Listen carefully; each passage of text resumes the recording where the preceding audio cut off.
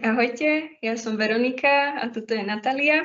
A sme sa tak spolu rozhodli, že naposledy, keď sme boli vlastne, sme spolužiačky, chodíme, študujeme školu empatie a obidvom nám skrsla rovnaká myšlienka, bez toho, že by sme to vedeli, že poďme spolu natáčať nejaké rozhovory online. Tak sa to práve deje. Toto je naša prvotina.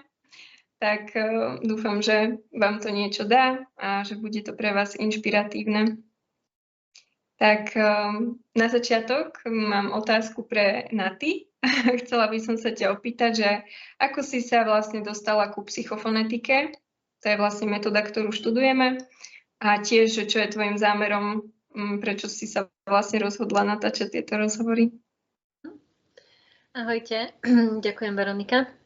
Tak vlastne pred 3 rokmi mi niekto ponúkol, že by som bola vlastne prípadovou štúdiou pre jednu druháčku a mne tieto prípadové štúdie veľmi pomohli, lebo som práve v tom čase si prechádzala nejakou krízou a rozchodom a nejakými vecami. A oni práve otvárali prvý ročník 2 mesiace na to, tak ja som sa hneď prihlásila, lebo bolo to pre mňa akože veľmi účinné. Bolo to niečo, kde som zistila, že sa o sebe viem dozvedieť viac, viem prebrať zodpovednosť za svoj život, viem uchopiť veci do svojich rúk. A keď som vlastne potom sa stala prváčkou, tak sa to všetko ešte len viac a viac prehlbilo.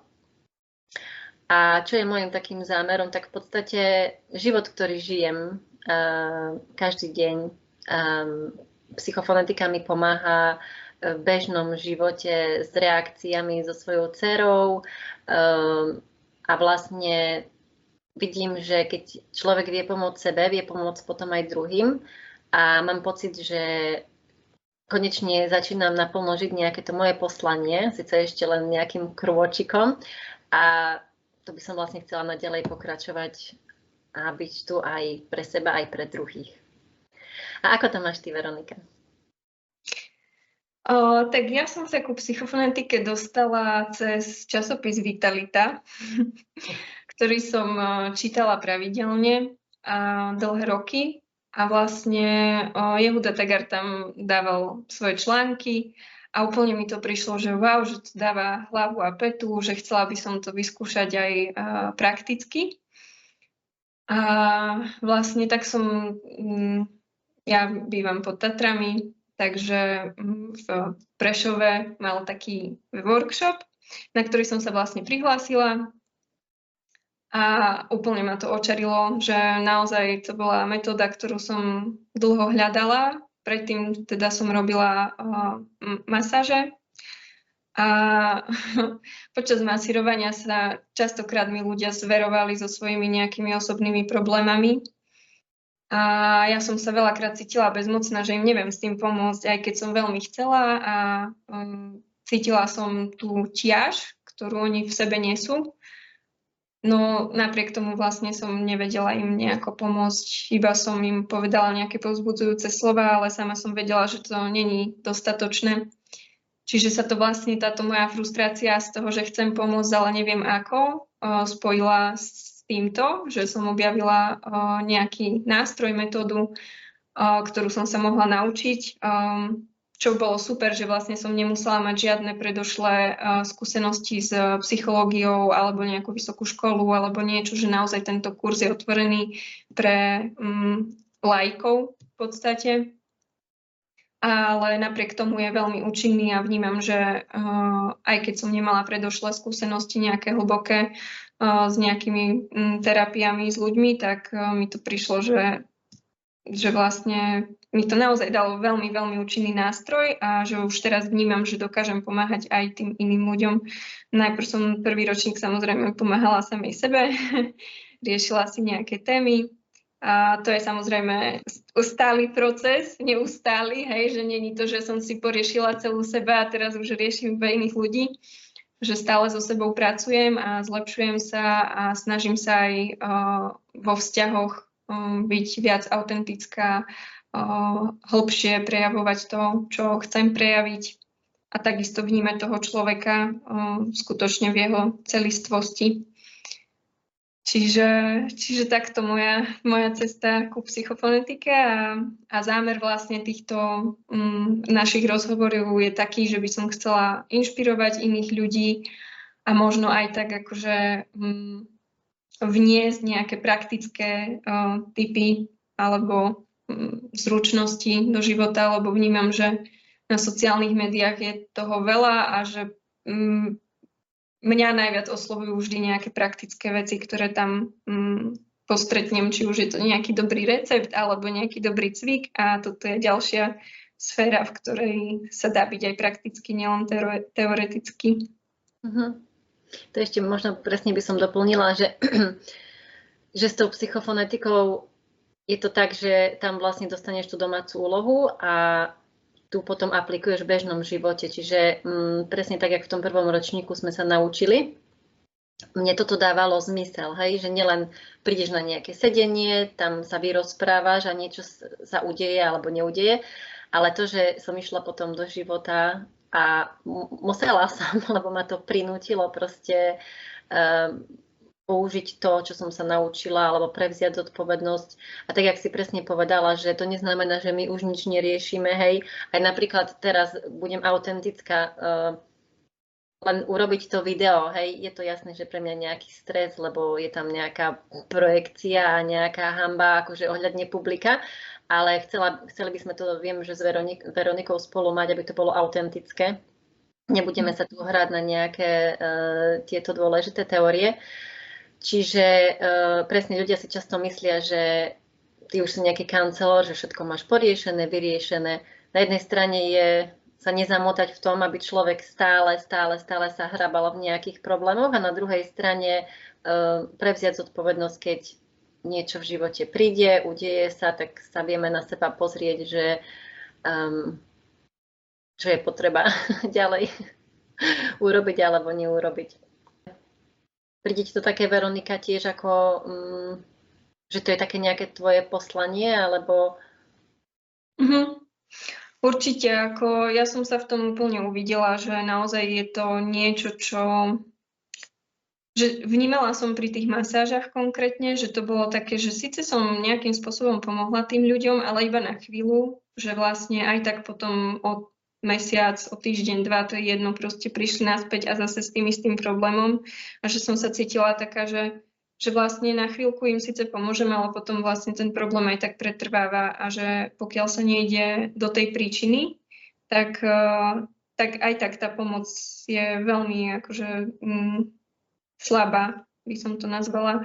A to isté vnímam aj v tomto, hej, že vlastne túto ma to tak úplne, že wow, že tu naozaj idem do tých príčin, hej, že proste aj u seba, keď mám nejaké svoje témy, tak naozaj, že idem proste do toho koreňa toho problému a tam vlastne riešim tie veci, tam to liečím, tam proste prekonávam isté prekážky a takisto vlastne sa to snažím aj iným ľuďom tým pádom, hej, takto týmto spôsobom pomôcť a teda úplne v tom vidím zmysel. Podľa mňa poslanie je práve o tom, že človek vidí zmysel v tom, čo robí.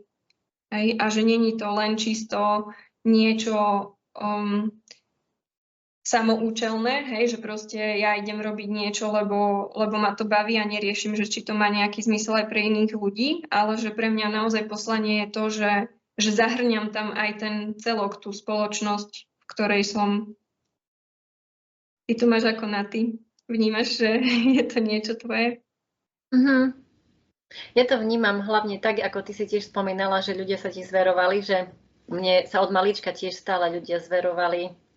Ja som stále ľudí pozorovala, sledovala a nejak som premýšľala akože až veľmi, hej, že prečo to tak majú a čo je za tým. A potom vlastne, keď už som sa stala dospelou a nejak staršou svojimi skúsenosťami, tak som si začala akože 1+1 spájať, čo sa tam deje.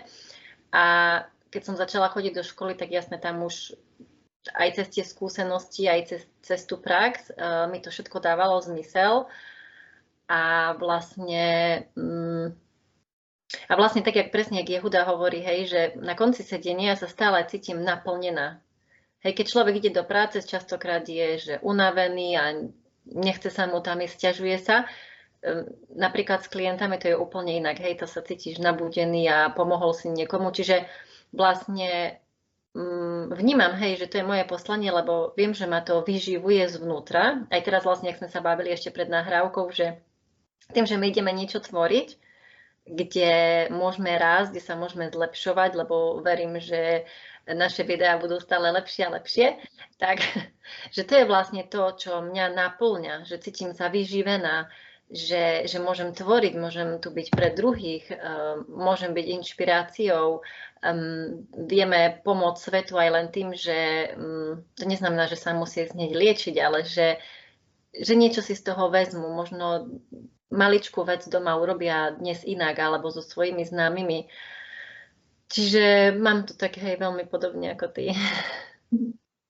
Ja by som ťa chcela len ešte doplniť pre našich poslucháčov, že ak zmieňujeme školu, tak myslíme tým školu empatie, nie nejakú inú školu. A Jehuda je vlastne zakladateľ tejto školy, aj teda tvorca tej metódy psychofonetika, ktorú obidve študujeme.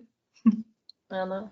A ešte ma napadlo, že že vlastne sme sa tak dostali k tým rozhovorom, to bolo úplne akože tak náhodné, že mne krsla tá myšlienka, lebo som bola na Instagrame a mi napadlo, že aké by bolo super s niekým spolupracovať a práve sme si s Veronikou písali v tom istom čase na WhatsAppe a ja hovorím, ja porozmýšľam, čo tak s Veronikou a prídem na WhatsApp a tam Veronika mi píše, či by sme nenahrávali rozhovory, takže to niektoré veci sa proste dejú samé, hej, že netreba až toľko veľa tam makať na tom. Na niektorých veciach treba makať, na niektorých nie. Súhlasím. Tiež sa z toho teším a je to veľakrát v živote, keď sa udeje nejaká taká synchronicita, tak vnímam, že je to správne, hej, že správny krok, že urobiť to, že vlastne ako také potvrdenie možno zvonku, že naozaj ísť si za tým a už potom akože zvyšok cesty sa ukáže, keď urobíme ten prvý krok. Áno. A tiež sme museli prekonať prekážky, hej, že bude to hanba, čo si ľudia pomyslia, čo povieme, ale ako sme hovorili, proste chceme, aby to bolo autentické.